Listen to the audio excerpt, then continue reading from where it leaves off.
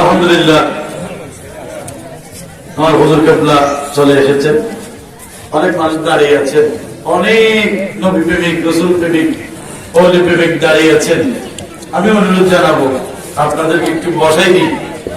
আমি হুজুর আসলে অন্য আলেমকে বসায় রেখে আমি ঘন্টা 2 ঘন্টা আলোচনা করতে পারবো, কিন্তু আমার একটা আদব, আমি হুজুর কেবলাকে বসাই কোনো যে আলোচনা আমার পক্ষে কোনোদিন সম্ভব নয়। পৃথিবীর জমিন একজন আলেম, সেটা হচ্ছে আল্লাহ হুজুর কেবলা। ওনাকে বসায় রেখে আমার মৃত্যুরাত পর্যন্ত কোনোদিন আমি দীর্ঘক্ষণ আলোচনা করা আমার পক্ষে সম্ভব নয়। এই জন্য আমি আপনাদের হাতে ধরে পায়ে ধরে বলে যাবো, অনেক সুন্দর মাহফিলের প্যান্ডেল হয়েছে। আপনারা যদি বসেন আল্লাহ এবং তার রাসূল খুশি হয়ে যাবে, চাচ্ছে আমার হুজুর কেবলা খুশি হয়ে যাবে।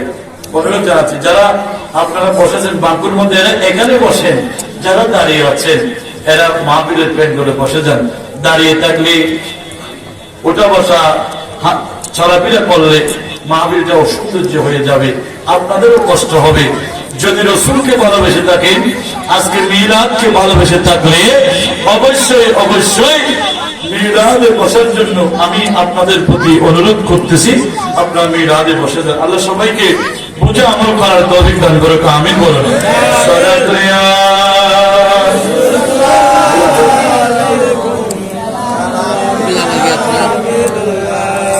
يا رسول الله فيما قال لنا صلاة يا رسول الله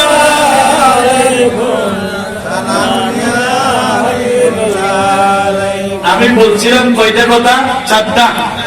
চারটা কথা কাজ করলে আল্লাহর নির্দেশ মোতাবেক জান্নাত ওয়ালা হতে পারবে। বলে বলুন সুবহানাল্লাহ।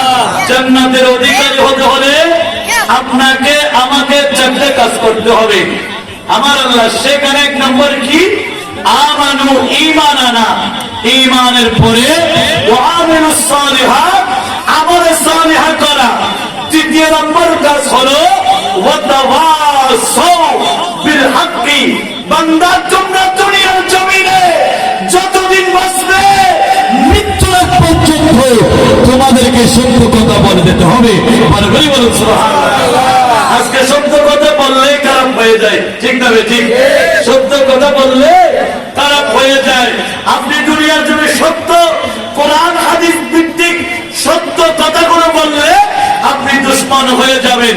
সেই জন্য কিন্তু মাঠে ময়দানে যিনি সত্য কথাগুলো তুলে ধরতেছে সেই থেকে ওনাদের মধ্যে একজন হলে আল্লাহ হুজুর কেবলা, ঠিক না? ঠিক, নাকি অন্য কে বলতেছে?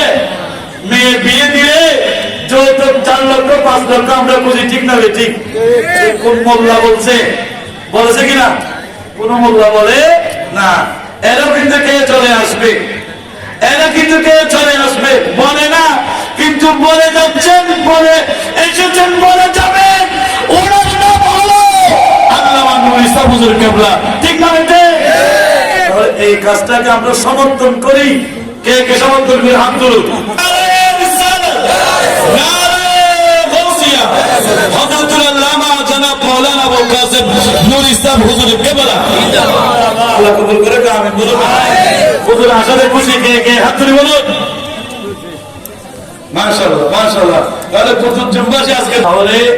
আল্লাহ হুজুরের হায়াত আমানত অফুরন্ত বরকত দান করুন, আমিন।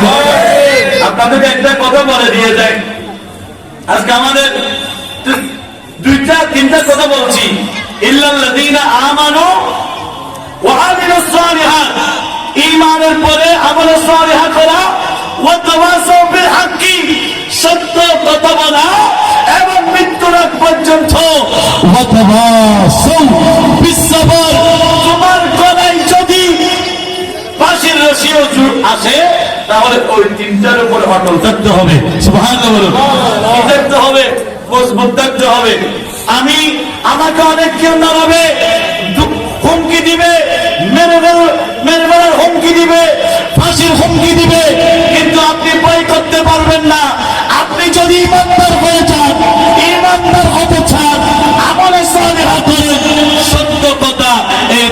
উপর মৃত্যুর আগ পর্যন্ত আপনাকে ধৈর্য ধারণ করতে হবে, সবর করতে হবে বলে দিয়েছেন আমার মওলা। বলে বলুন সুবহানাল্লাহ। এই চারটা কাজ করলে আল্লাহ বলেন, বান্দা তোমার জন্য তুমি ইমানদার হয়েছো, তুমি ঈমান আনার পরে আমল সালিহা, আমল সালিহা মানে এখানে তো সাজদার মধ্যে নামাজের কথা বলেন না। হুজুর আপনি চারটা কথা বলেছেন কিন্তু নামাজের কথা তো বলেন নাই। তো আমল সালিহা মানে নামাজের কথা। সুবহানাল্লাহ। আমল সালিহা মানে নামাজের কথা। আপনি যখন নামাজ, পাঁচ ওয়াক্ত নামাজ নিয়ে আসবেন, ঈমানদারের কাজ হলো ভালো কাজ করা। ভালো কাজের মধ্যে উত্তম কাজ হলো পাঁচ ওয়াক্ত নামাজ আদায় করা। বলুন সুবহানাল্লাহ। যে ব্যক্তি নামাজ আদায় করবে ঈমানদার পরিপূর্ণ হবে। আল্লাহ বলেন, ওই বান্দা আমার কাছে সম্মানিত, দামি। ইন্না আকরামাকুম ইনদাল্লাহি আতকাকুম। যে বান্দা সবচেয়ে বড় মুত্তাকি। বলুন সুবহানাল্লাহ। এই জন্য আমরা সবাই মুত্তাকি হতে চাই কি চাই না? যদি মুত্তাকি হতে চান তাহলে ঈমানের পরে পাঁচ ওয়াক্ত নামাজ জামাত সহকারে আমাদেরকে আদায় করে যেতে হবে। বলুন সুবহানাল্লাহ। আল্লাহ আমাদের সবাইকে কবুল করেন, আমিন বলুন। আজকে আমরা ধন্য, ঠিক না ঠিক? রাসূল আগমন করার কারণে আমরা ধন্য হয়েছি। এত বড় একটা মিলাদ, এটা রাসূলের মিলাদ। মানুষ দাঁড়িয়ে আছে কিন্তু রসুল পেয়ে আমরা বলি আমরা ধন্য, কিন্তু রসুলকে আরো খুশি করার জন্য মাহফিলের প্যান্ডেল বসে যান। আল্লাহ সবাইকে কবুল করে, আমিন বলুন।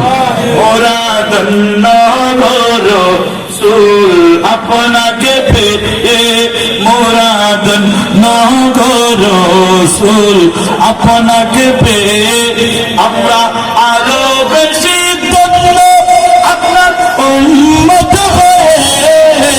মোরা ধন্য রসুল আপনাকে পেয়ে। আখির দাওয়ানা আলহামদুলিল্লাহ রাব্বিল আলামিন। আসসালামু আলাইকুম ওয়া রাহমাতুল্লাহি ওয়া বারাকাতুহু।